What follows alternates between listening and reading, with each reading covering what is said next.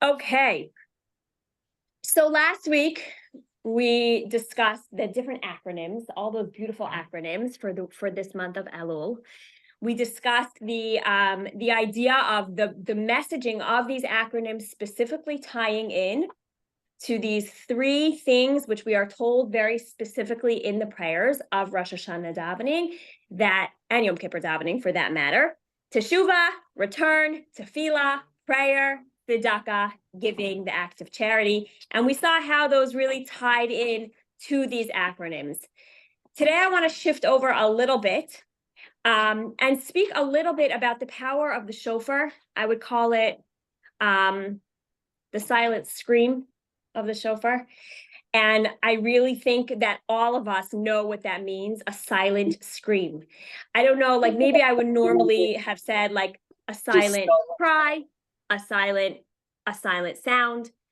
This year I'm titling it a silent scream. Debbie, do you mind just muting yourself? You're not being very loud, but I don't know if you realize thank you so much. A silent scream. So let's start off with understanding there's a beautiful prayer that it's traditional, it's customary to recite starting from the very first day of Elul, all the way until the very end of Shmini Atzeret. This prayer is called LeDavid Hashem Ori V'Yish'i. I'm going to digress for just 60 seconds because I have to tell you something very powerful. Meira, our daughter, she was learning exactly a year ago this chapter of Tehillim, this prayer. And that was before October 7th. So she's saying this prayer, she's saying this Tehillim, and she's very moved by everything that this teacher is teaching her. And she's really saying it with so much intention and so much prayer. And then the day that we were supposed to stop saying this prayer is October 7th. And she felt so connected to this prayer that she said, you know what, this is going to be my psalm that I'm going to recite every single day for the hostages, for the soldiers, for Israel. This is going to be my prayer. Many people will recite psalms. So I didn't even know about this. She didn't even tell this to me. Fast forward a few months later, and the dear mother, Einav, of our hostage, who has now, we found out, has been murdered, Ori Danino.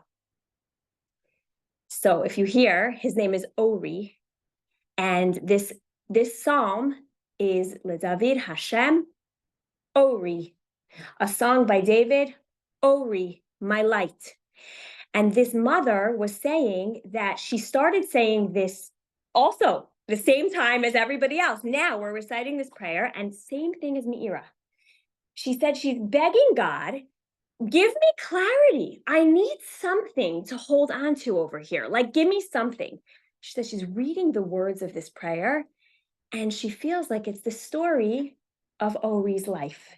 And I'm not going to share it with you now, but she goes through how the whole verse of the whole story of the psalm written by David was so touching upon so many pieces of Ori's life. And Meira was like so moved by this because she felt like, you know, she now can say this prayer with a very specific hostage in mind. So she takes the little picture of Ori. I know I showed it to Rachel. I didn't show this to you. She takes a picture of Ori and she holds his face next to hers, and she writes this whole letter to Einav, to his mother, explaining that now she's going to continue saying this prayer, but now she has a specific hostage in mind. So we sent the letter to Einav. I know it was received. Needless to say, when Meira found out that Ori was one of the 6 murdered hostages, the weeping, because when you feel a personal connection, you know, and I think from these hostages, many of us felt personal connections to at least one of them. But it was a beautiful moment for me to see the transformation that from this psalm that we're saying, and just how she connected to it so beautifully. So why am I saying this all now? The word Ori means my light. It's a very interesting thing because what the commentaries actually tell us, the next word right after this is V'Yish'i, which means my salvation. It says, a song by David, my light and my salvation, Mimi Ira. I have my light, I have my salvation. From whom will I be afraid? And it goes on to the rest of the psalm continues. So the commentaries say, Ori, this light is the day of Rosh Hashana. It's the 2 days of Rosh Hashana. And Yish'i, my salvation, is the day of Yom Kippur. This is the day of Yom Kippur. So this is a very interesting thing because, and maybe at this point you guys already have enough background and understanding. I hope you can answer this question, but many people would ask the question, really? Rosh Hashanah? You're going to compare it to my light? Like from all things, and I could bring you multiple different proofs where we see you wouldn't necessarily be able to say Rosh Hashanah is the day of light. We see a constant dance every time we see between Rosh Hashanah, and hopefully, especially those who have been learning with me for years, hopefully you now do approach the high holy days with a sense of excitement instead of a sense of dread, with a sense of light instead of a sense of darkness. But there is a certain level. First of all, the actual verse in the Torah tells us, Tiku b'chodesh shofar b'keset liyom chagenu. This is how we know that we're supposed to blow a shofar. This is how we know. And keset, hello, cuties. Sorry, I love seeing little children. I love seeing little children. It makes me very happy.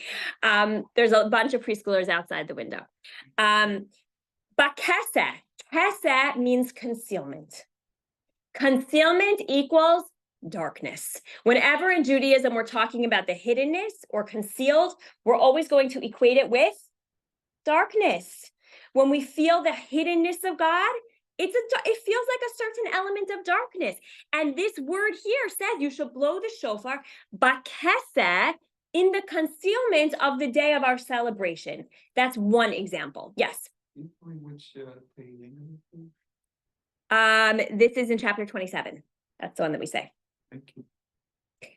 We also see that there is conflicting messaging around the holiday also, meaning obviously it's holding both, but we talk about it being a day of Gilu Bir-Adah. For those Israelis in the room, Gilu is a certain element of joy. Bir-Adah means trepidation. How do we hold joy and trepidation at the same time? We talk about eating delicious foods and celebration, but we also talk about this strict day of judgment. It's a very interesting, almost like a dichotomy between these two. And now we're told, but no, Ori, my light is Rosh Hashanah. So we have to really understand what this really means. So now I want to go into the understanding of what happens. If you're not muted, please just take a second and mute yourself. Thank you so much. During the services on the high holidays, we read the longest Shmona Esrei, the longest Amidah of the entire year. I used to say as a child, but I think it's also for adults, where we kind of like looking and flipping, like, how many more pages? Like, whew, this is really long. Like, okay, I'm almost at the end. I remember as a child, it felt like eternity. The prayer, like I was like, I don't think my feet can stand any longer. Like, I remember thinking, I'm not making this. It's very, very long. Why? Because as opposed to a regular Amidah that just goes through its regular 18 blessings, we have here way more additional prayers. They fall into 3 different categories. One of them is the category called Malchios, which means kingship, which is really the ultimate work of the day, coronating God as our king. The second one is the book of remembrances. It's talking about God remembering in the past, in the present, and in the future. And the final blessing that's really spoken about is the idea of shofros, which is the idea of blowing the shofar. Where do we see the shofar? What is the shofar? The story of the shofar, all the different things of the shofar. So these three blessings are said within the I would say like the crux, I guess, of the Amidah on Rosh Hashana. And we are told that during this time of these prayers, we are actually able And through the shofar blast specifically, we are able to reach an element of entering in to the holiest of holies. Now, let's just take a second. I think I mentioned this in class last week, right? Like if we could, was this in class or was it at a chalabek that I was giving you the imagery of entering into the holy temple? Did I discuss this in last week's class? Okay. So there is this incredible imagery. My husband just went actually now when he took Moshe for his bar mitzvah trip. He said one of the highlights of his trip was going to the 3D visual, thing at the Kotel where they actually show you what it was like to be in the holy temple. He said he did not want to get up from the chair. It was like an experience. Like you literally feel like you're walking. It's not an Aish. It's near Aish, but it's not put out by Aish. It's short. It's like a 10-minute clip. But it is so real, and you see the high priests, and you see the vessels, and you see the musical instruments, and it is incredible. I actually did it with Meira also, but he just said, I think they even like tweaked it a bit. And of course, in these, virtual realities, you get to move your chair, and you really feel like you're experiencing it. So if you could just imagine what that looks like. And then there is one part of the priestly, of the service on Yom Kippur, that only the high priest, only the Kohen Gadol is able to enter into this very holy chambers. And this might sound a little morbid, but they had to tie him by a rope because in case he was not worthy, which really represented the Jewish people, in case he wasn't worthy, they would pull him out by the rope. He wouldn't make it out alive. So this was a very, very, very intense experience, but also a very holy experience. It was the closest that one in the holy temple would be able to experience God and godliness. And nobody was really privy to be able to do that or enter into that holy temple except for the high priest. What we are told is that when we hit the climax of Rosh Hashana, when we're in those prayers, and specifically through the shofar, what we're told is that we, as individuals, have the ability to enter into the Holy of Holies. So what does this mean? What does this mean? What does this mean? Obviously, we're not standing there in the Holy Temple. What does this mean that we are able, and it says that we are standing lifnai v'lifnim, which means these are the words that are used in the Torah, lifnai v'lifnim. It's this presence of God in front of me and also inside, the insides of me. There's something so, so, so holy. Let's talk about the shofar for a little bit, and let's understand what it is about the shofar that allows us to get to this climactical place that we ourselves can, so to speak, obviously, enter into the Holy of Holies with God. That it's just the two of us. That it's just this whoa experience of in the holiest chambers. Okay. This is only during Rosh Hashana? This is specifically through the element of the shofar. This is through the element of the shofar. Okay, so if you're gonna go through the actual prayers and see, it's all built. One thing is built upon another. By the time you get to the shofar, it's actually fascinating. Sfardim. Rane, did you ever do this? They blow the shofar in the middle of the silent Shemona Esrei. Ashkenazim do not do that. They only do it in the repetition. If you go into a Sephardi shul, you're in the middle of the silence and you'll hear the blasts. And there's a lot of power to that. That's wild. There's a lot of power to that, especially based on what we're going to understand today, what's supposed to happen through these shofar blasts. Silent meditation and the shofar element. Okay, so we're gonna get there. We're gonna get there. I specifically, I thought about giving this class on Rosh Hashana. I decided it's too late on Rosh Hashana. I feel like this class, you need to know going in. You need to know going in, and you're going to understand that this class also takes a lot of mental work beforehand to get there. So I figured this is your little Rosh Hashana treat. Can I guess something? Yes, you could guess everything. Does it have to do with the vibration of the shofar? So there is so much to be said about the shofar. And actually, in the last podcast that my husband did with Rabbi Teitelbaum, he actually named something. I'm not going to remember what it's called now. Did anybody listen to the podcast? Hold on. Hang on. I'm going to tell you. I wrote it down. One second. It's exactly talking about the vibration. And this is not what I'm going to be speaking about today. Oh, it is called sympathetic resonance. Has anybody understood what sympathetic resonance is? Fascinating, but it's basically that if you put two guitars or two violins or whatever, they will pick up on the notes of each other. When one note will go in one corner, the other one will vibrate. Oh, I have a whole article. I had to Google it afterwards because I never knew about this concept in this idea, but he speaks about how, this is just as an aside, and by the way, you should listen to that podcast. It's phenomenal. But as an aside, he speaks about how vibration, when the shofar is going off, our soul is responding. Yeah. It's like this literally, like the vibrations of the shofar are creating a physical vibration in our soul. Receiver. Exactly. And also they say like your nervous system is always looking to find other people, like the same kind of thing. Like your nervous system is always trying to find equilibrium with other people's nervous system. It's like this. Oh, yeah, probably the same concept. I find Is it that also called that idea of sympathetic resonance? That's what, so it's the same Receptors. Receptors. I forget the name. All over the place. Yeah. All over the place. Like people, when they're together, they start breathing the same way. Yeah. Women, when they're together, they start. Yeah. Right, same Yeah. chemistry, Yeah. right. It's just so deep. It's so wonderful. We are wired so incredibly. Yeah, totally mind-boggling. So incredible. So, okay, so that is very true. And I'm sharing one idea today. Like there are dozens. First of all, Rav Sadia Gaon writes like 13, he's like from hundreds of years ago, but he writes like 13 reasons why the shofar.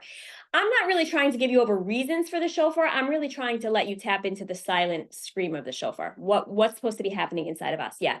I have a question then. Does blowing the shofar in the Elul then prepare us then, you think? Absolutely. That is exactly what is supposed to be happening. There is supposed to be a fine tuning that is going on. I was sitting on my porch on Sunday, waiting for a ride to pick up Daniela, and the middle school is right across the street from me right now. And I said, it was my first time in Elul that I'm hearing the shofar. And she looked at me and she goes, do you think Mashiach is here? Because there's going to be a blast of the shofar, which we're going to discuss when Mashiach comes. And I said, no, I don't think Mashiach is here. I think that's a blast from the middle school. Yeah, exactly. They were so like innocent. Like, do you think that could be what we're hearing? Also, Oh my gosh. the shofar is the same exact instrument it was thousands of years. Okay, good. So now let's talk about the actual shofar. Thank you for bringing me to my next point. Technically, according to halacha, the shofar could really be made of a horn of any animal. It is traditionally made from a ram. There is one animal that it is absolutely not allowed to be made from.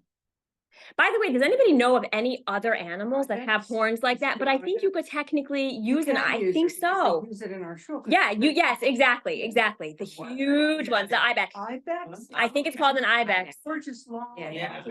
Yes. Sound. There are different animals that have different horns, and technically, you could use any of them except for one.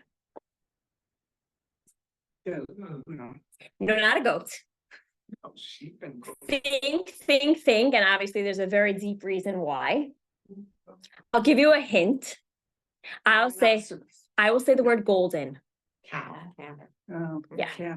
You are not allowed to use a cow or a calf, right? Same animal. Horn Oh, from the bull. Too short. from a bull, from a cow, right? And not only from the fact that it's no, cow also, it's the same animal.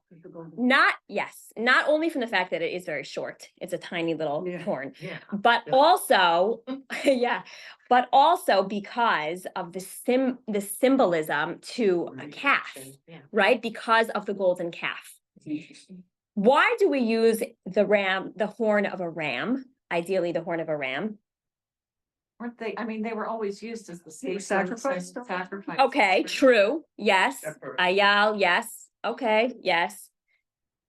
Says one of those 13 reasons, there is major merit in using the horn of a ram because this reminds us of the sacrifice of Isaac, of the Akedat Yitzchak, of the sacrifice of Isaac. Let me now remind you of the story, and then we're going to understand all of this significance, okay? You have a story of Abraham, who had to go through 10 tests, his final test ending with the ultimate sacrifice of his son, okay? Where we know that Sarah died right after that test, and he waited so long for so many years to have a child, and to have a child with Sarah, right? He had a child with Hagar. It's not, you can't even compare, right? He finally has this child with Sarah, and they name him Isaac, and he is about 40 years old. Remember, we went through this already when we learned he wasn't a little baby, he wasn't a young boy, he's about 40 years old. Time to bring him up as a sacrifice. And we know that not only did Abraham go, but Vayash came Abraham baboker, with a certain amount of zrizut, with a certain amount of zealousness, with a certain amount of alacrity. He got up and he's ready to go and to bring his son as a sacrifice to God. Why? Because Hashem said so, right? HSS. Because Hashem said so, that's it. God, you told me to do this. God, I will do. And according to the Midrash, right? He's about to sacrifice his son, about to put that knife down, when the angel tells him, stop, don't. And what's the next thing that happens? The ram years. He looks over and he sees an image, and I want you to just, if I was doing a meditation around this, I would work through this for a few moments. I want you to really imagine what a ram entangled in a bush might look like. It's a very sad image. But a ram that's really entangled in a bush. And he's like entangled. Keep thinking of that word. He's messed up in these bushes. Well, the fact that they've got the curly. And horns. that's what I was going to say. And the fact that they have whatever their horn is just brings in more to this image, right? And you're thinking of this animal that's like stuck in this bush. It's stuck. It's feeling trapped. It's feeling messy. And the angel, according to the Midrash, says, Abraham, hold back your knife. Don't sacrifice your son.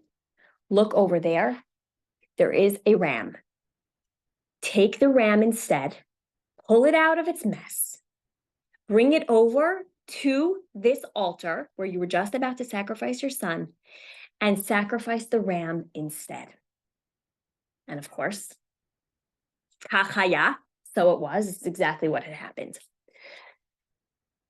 Fast forward to Matan Torah, to the time where the Jewish people are standing at Mount Sinai, the ultimate time where we're going to get the Torah. Ke'ish achad, belev achad, like one man with one heart. We're at this united place together as one. Incredible imagery around that. And we're told there's a shofar blast. Midrash. The Midrash says that the same shofar, okay, again, how you're going to imagine this physically, forget it. But I want you to just think about this, even in terms of just the connection. The same shofar that was used for the sounds of the blast at Matan Torah, at the time of the Torah, was the same shofar blast that came from the sacrifice of the ram. There's some connection between Matan Torah, between the time of this Torah, of us receiving the Torah, and the sacrifice of the ram. Okay. Wait, I'm sorry, there was a blow of the Torah. There was a shofar blast at Matan Torah. No, Yes. not at Matan Torah, but. No, but they No. used the same horn, the horn of the, Right, according to right, Midrash, right. that was how the sound of the shofar blasted, through that horn from The same. that From ram. that ram. Yes. I don't know. These Midrashim sometimes make me have a lot of questions. Sometimes I just think they're really irrelevant, you know, like it's just that's how it's bringing the connection between the two. Okay. Does anyone have any questions so far? Does everyone understand where we're heading with this? Okay. Now I have to go back to the way we started with this idea of the light. Where does this light come in? Okay. Let's go back to this idea of the light.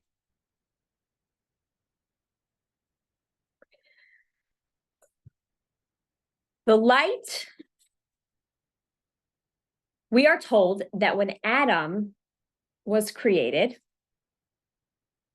which by the way, the celebration of on Rosh Hashana is perhaps the birth of humanity, right? Mankind.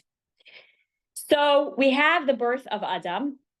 And when Adam was born, there was the Torah actually, in the language of the Torah, we see that it speaks to a certain light. There's a certain light that he saw. Now, interestingly enough, what it seems is that then what happened when the world was still incomplete because, hello, us women were not yet created. What happened?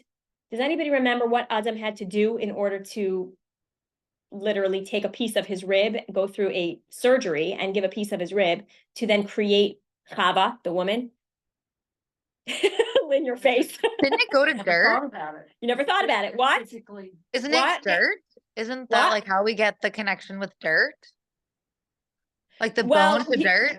Yes, but it says yes. Well, Adam, it says that yes, I guess that is somewhat of the connection, but she was created specifically from his rib. Right. It was like some kind of surgery. Like it literally seems like it was some kind of a surgery that he had to undergo. And it says that he went to sleep. No. Okay. And when he woke up, something is missing from the original form. I thought that I had jotted down these words from the actual words of the Torah. One second. Let me just see if I can find this. One second. Where's this? Where's this? Did God do this surgery or did it like sort of? Yes, that was the surgery that God performed. Yes. That was a surgery that God did. Who else would have done it? I don't know. Maybe the fish. He was the only one around. I thought I had written down these names. The fish. The fish. I know.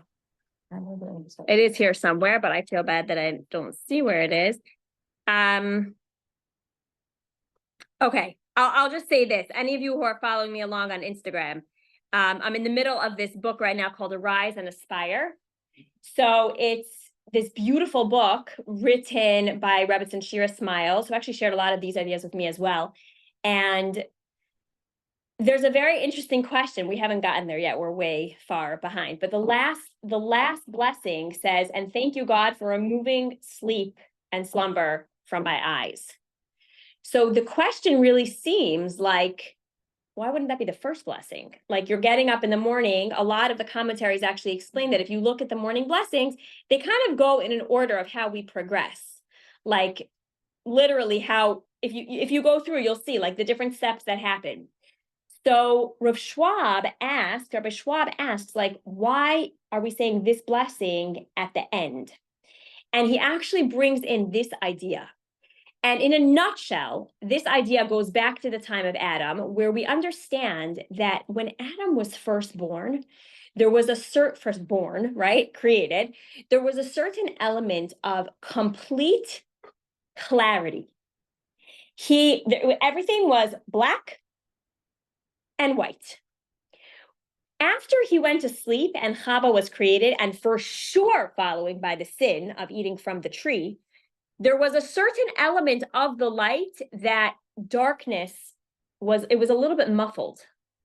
It was a little bit muffled.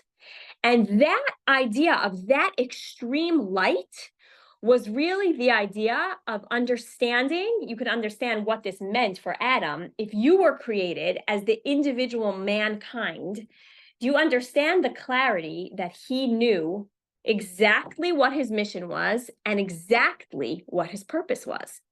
Exactly why he was created and exactly what he was meant to do. Exactly how great he was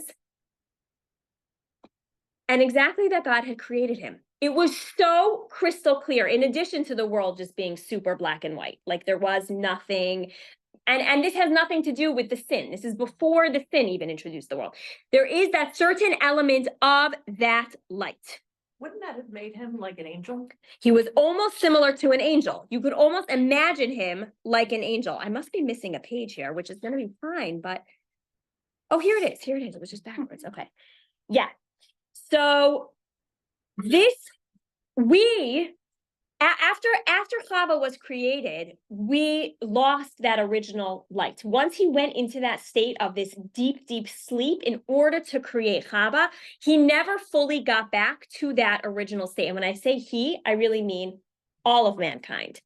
Now we have flashes of this clarity. We'll have different flashes, and throughout history, we have certain flashes. One of these flashes being Torah time, Matan Torah, when we received the Torah. But there were certain, for very specific reasons, God hid this extreme clarity to us. And when we say this blessing in the morning, what we're essentially saying is that it's not just like you remove the slumber from my eyes. It's understanding that we remain still today in somewhat of a limited state of awareness or consciousness. Like there's something that's somewhat missing from that original creation. Yeah.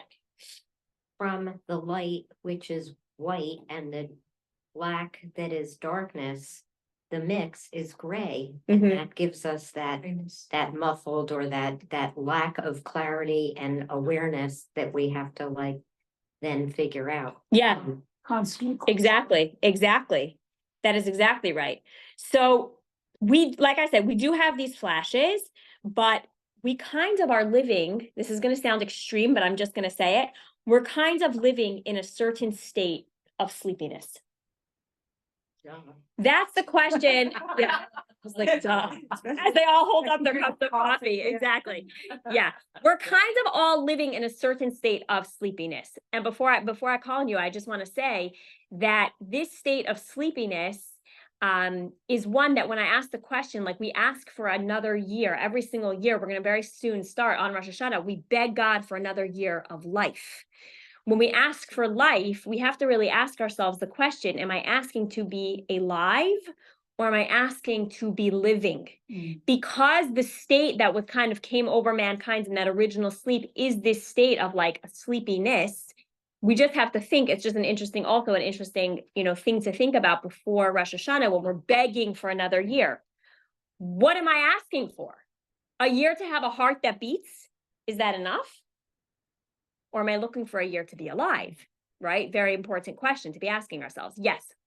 I was just saying, all this you're talking about reminds me of that in the womb we have the clarity, and the minute we step out of the womb, we lose it, and then we're supposed to be looking for it during our lifetime. Exactly. That is exactly right. So even take it when we're in the womb, it is the most comfortable place for the soul to be.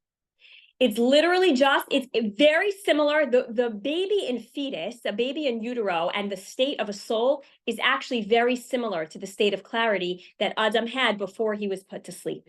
It is so clear. And the baby learns everything. Right. It knows everything. You know what else it knows? Exactly what its mission is, exactly what it's going to do in this world. And then it comes out of the womb. Done. That's it. The baby screams when it comes into this world because it is so frightening.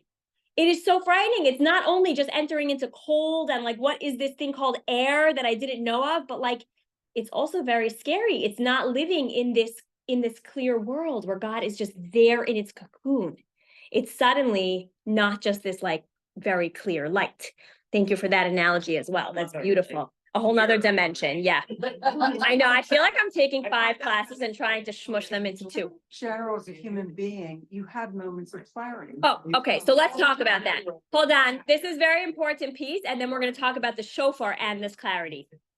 I mean, you have moments of clarity where you go, oh yeah, look, now I understand. Or a moment of clarity where you're not feeling good, or you got bad news or something like that, and then you look at something that reminds you, some sort of clarity. that gives you some clarity, and this is my purpose. Yeah. And you always have moments of clarity. Yeah, you know what they say, and maybe even some of you had heard me say this if you were ever at like a pre-show, there's such good information being shared here. Guys, I want you to say what you're saying out loud. Sorry.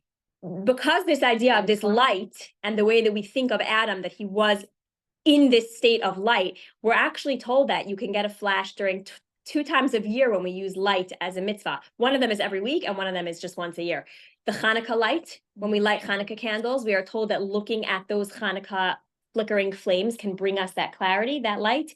And the Shabbat candles also can bring us that sense of like, if you really, really look and you really meditate back to the original state of the light, of the flashes of clarity. Because Lynn was saying, like, there are times in our life where we do feel like there is certain clarity. You know, and clarity can mean different things to different people, you know, like there's different types of clarity, I would say. But I did hear you whisper before, and I just want to know, it's okay. I just want to answer that because I think it's such an important question. I don't know if anybody else on Zoom was thinking this, but Jamie said, why can't we just know our mission, right? Why can't we literally just be born with a little manual? Little manual. Could you imagine? It would be so helpful. Like the baby comes out holding this little piece of paper. Like, this is exactly what I need. Mom and dad, all the things. These are going to be exactly. And then all the challenges that come up, all the things, like, you don't have to worry. You just know, like, this is your mission manual. Okay, you're not thinking. You gotta think. Right. have You free would will. be literally living bleh, Yeah. throw up. Like if I. That is so blah. Like, nah. Yeah, no. No, no. I will have a full-blown debate with you. Working. You have, because Like if I knew my That might have mission, nothing to I work could on. work harder because then I know what my But mission. then you. But here- Instead of spending so much Who wants time one trying to mission? figure it out. oh my gosh, this is such a good conversation. I was Isn't it a Chinese? More way than for one me to live in mission. interesting times? Yeah, interesting times, but here's the thing, you kind of are given a manual. Meaning like if the baby doesn't come out with a manual, but as we grow and as we understand that every single part of our life, every single part, not one detail left out, is all part of our mission. There's nothing that comes into our life that like God's like, oops, I put the wrong thing into the wrong person's like mission basket. Shoot it, you know, like that's not a thing. Start over.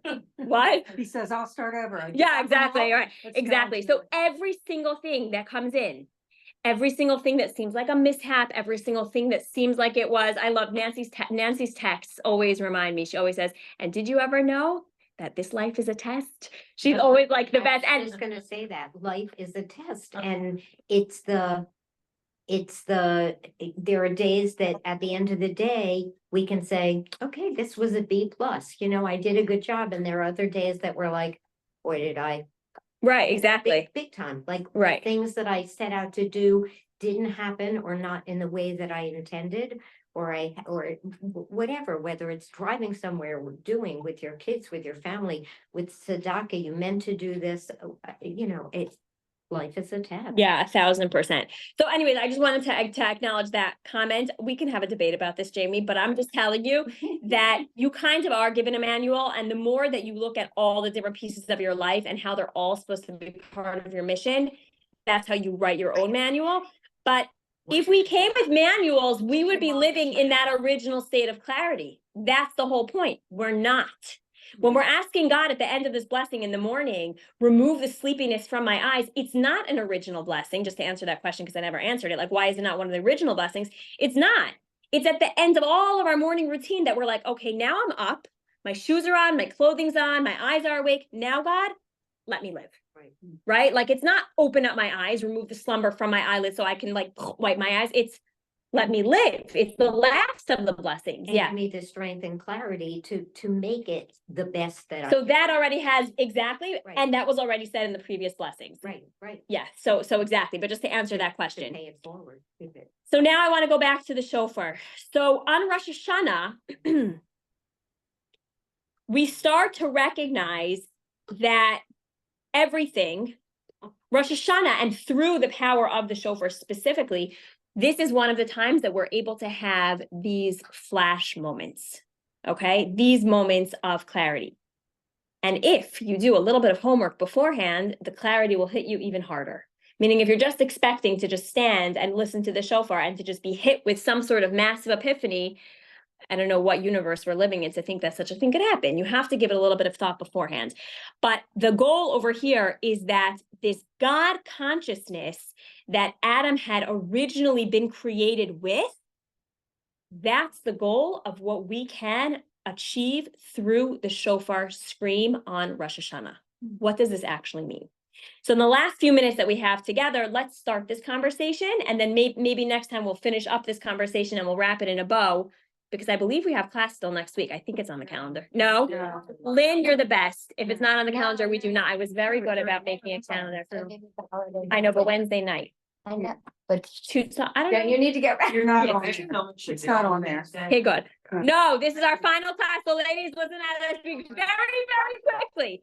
Okay, no, we're going to finish it today. I just thought maybe we'd have more of a discussion about it next week. Okay, so the idea is, what are we supposed to be thinking about as we blow?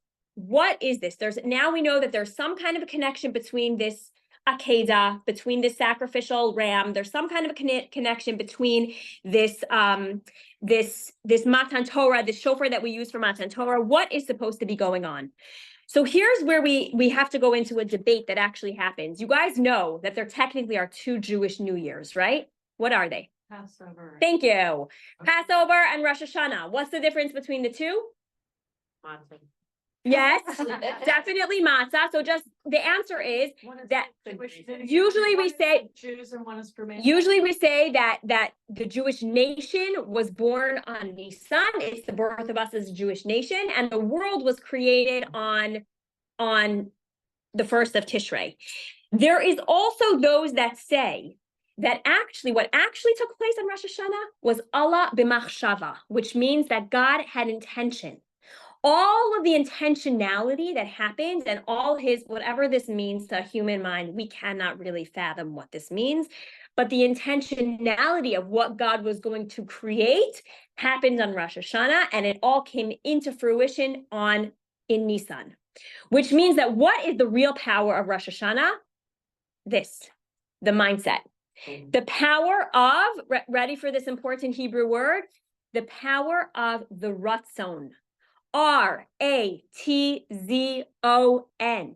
or in Hebrew, Resh Tzadi Vav Nun, which is the exact same letters as the Hebrew word sinor, which means a pipe. If you unscramble it, you will see that it is the exact same letters. What is the connection between a ratzon, which means a deep desire, and a pipe? What is the connection between a ratzon, having a deep desire, and a pipe? Okay, so the shofar, maybe we're comparing to a pipe. I like your thinking. A deep sound? What? Breath. Sound? Okay, you're tapping into the shofar, but the idea is that the tzinor becomes the pipe with which the desire is born. We see this a lot in the idea of prayer. We say that when we pray for something, that's like the mindset, that's the will, that's the desire, it's the conduit. That's exactly the next word out of my mouth. And then you have the tzinor, the pipe, the conduit through which we will receive. Okay, so the connection between a pipe and a ratzon is that you need to have the desire in order to be able to receive. If the pipe is there, but there's no desire, there's nothing to deliver through the pipe. And if you have just the desire and no pipe, then it's not possible. Because what I'm trying to teach you is that they're connected. Once you have the ratzon, the pipeline will be created. What we're supposed to be focusing on during the time of the shofar, and as we're leading up to Rosh Hashanah, and this has to do with the idea of crowning God as our king, is what is my deepest desire? Do I recognize that I am a spark of godliness? Do I recognize that I am a soul here placed in a body with a powerful mission and a reason to have a heart that beats? Do I recognize that I am here to be a messenger to bring more godliness to this world? Do I realize that God wants to have a relationship with me? Did I forget, maybe, that God wants to have a relationship with me?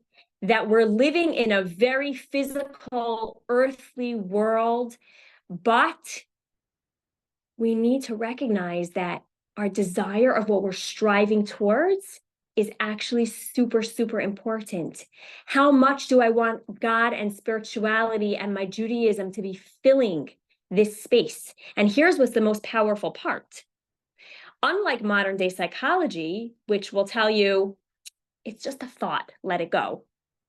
And trust me, in my coaching practice, I have a lot of it's just a thought, it's not reality. However, in Judaism, when we have a thought, you are where your thoughts are.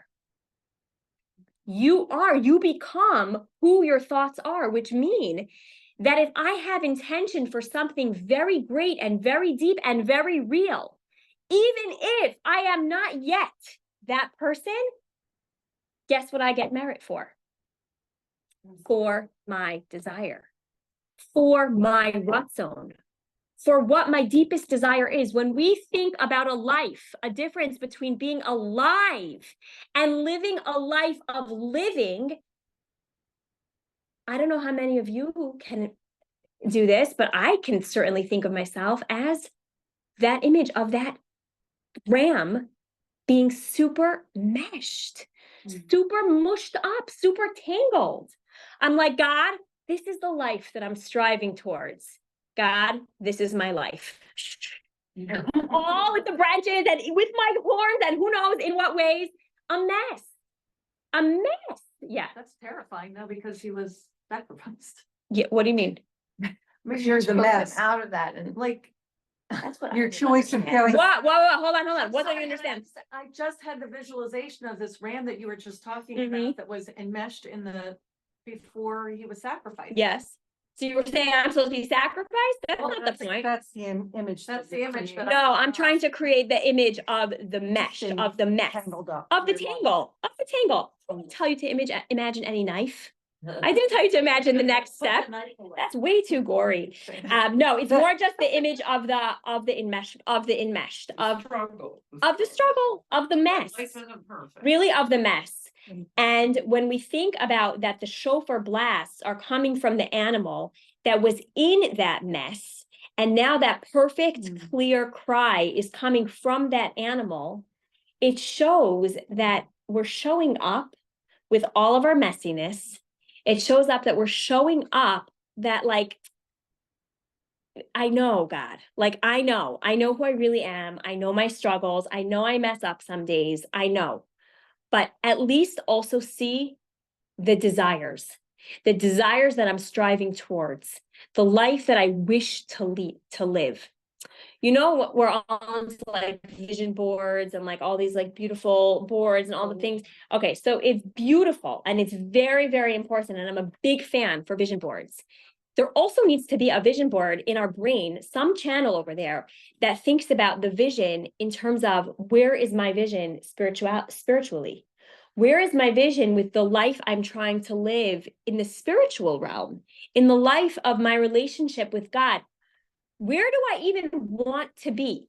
And I'll tell you what people tell me, and I know this is true because I've heard it from people. They're scared to go onto that channel because they're scared that if they see themselves in that way, either they're going to feel too much pressure on themselves or they're going to be living in too much guilt. So these are the two. I only can say this because I've heard it from people. Okay. So either they're putting too much pressure if they go to that channel, or they're living in too much guilt. You don't have to show me by show of hands how many of you relate, but I know that this is a relatable thought. So therefore, I'm just not turning on the channel. I'm just not going to even go there. But here's the lesson in this class. Go there. Dream. Think. Rosh Hashana is that day where we are gifted that chance to be able to be judged for the glorious, perfect human that we want to be. Not who we are. The one that we're striving towards. The one that the shofar, if you think about it, the silent scream of the shofar, listen to the sounds. Listen to the perfect sounds. Listen to the broken sounds. Listen to the weeping sounds. And the final sound is that final smooth blast. That's what we're striving towards. That final smooth, but we bring all the sounds. We bring all the brokenness. We bring all the little broken screams and all the bigger broken screams and all the sounds, they come down. And on Rosh Hashana, we are being judged for this mindset where we have to remember that we are a spark of the divine. We come from divine and we are divine. This is the mindset that if we show up and we understand in the beautiful, I believe we read it on the first day of Rosh Hashanah, this incredible story. I'm just saying this last thing of Abraham and the story with Yishmael and how he has to send him away. And there are the very powerful words that say, Ba'asher hu sham, that I don't have time to go into the whole story, but the words are that he was there. And what the commentaries tell us exactly in that moment where Abraham had to send away his son is that he was judged exactly for that moment, exactly in that space and time, Ba'asher hu sham, remembering that I have a vision, remembering that I have power to hold on to that vision, remembering that the light of Rosh Hashanah that we are able to access is this original clarity of who we are. That perfect baby inside of the womb in all of its perfection, knowing its mission, knowing what it's striving towards. That's the gift of Rosh Hashanah. Ori, LeDavid Hashem Ori. And then on Yom Kippur, we could head into the next category, which we'll get there the next class, the Yishi. That's where the salvation is going to happen. But Rosh Hashanah, that's all about the light. That's all about what we're supposed to be experiencing, this perfect, beautiful mindset. Understanding that I'm broken, understanding I got caught, but understanding that I can also show up with that perfect silent cry. I'm going to stop the recording here, and then I'm going to be happy to take questions. Okay, 1 second. I see that we have a few hands and a few quotes, few chats. 1 second.